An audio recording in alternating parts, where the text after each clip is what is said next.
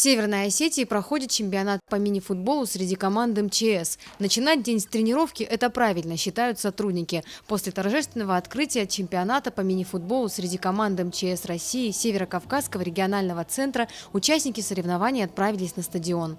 В состязаниях принимают участие 8 команд. Сотрудники МЧС из Северной Осетии, Чечни, Ингушетии, Кабардино-Балкарии, Карачаево-Черкесии и Ставропольского края в течение 2 дней встретятся на поле. В том году у нас был результат немножко не тот, который мы ждали. Ну, в этом году мы думаем достойно выступить.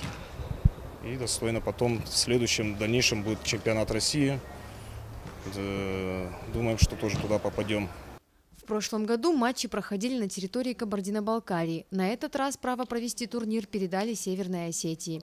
Мини-футбол – один из 6 видов спорта, которые входят в спартакиаду. Среди спасателей также проходят соревнования по легкой атлетике, плаванию, пожарно-прикладному и спасательному спорту. Есть, конечно, немножко и фавориты, есть и команды послабее, как по прошлым 2 соревнованиям. Фавориты были Республика Дагестан, Кабардино-Балкарская республика, Ставропольский край.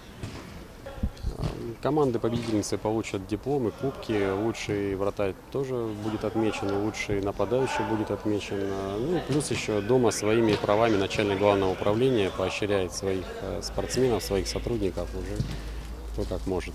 По итогам состязаний лучшие команды войдут в сборную, которая представит СКФО на всероссийских соревнованиях. Такие спортивные мероприятия с участием сотрудников МЧС проводятся ежегодно. Залина Губурова, Алан Гасанов, Осетия ТВ.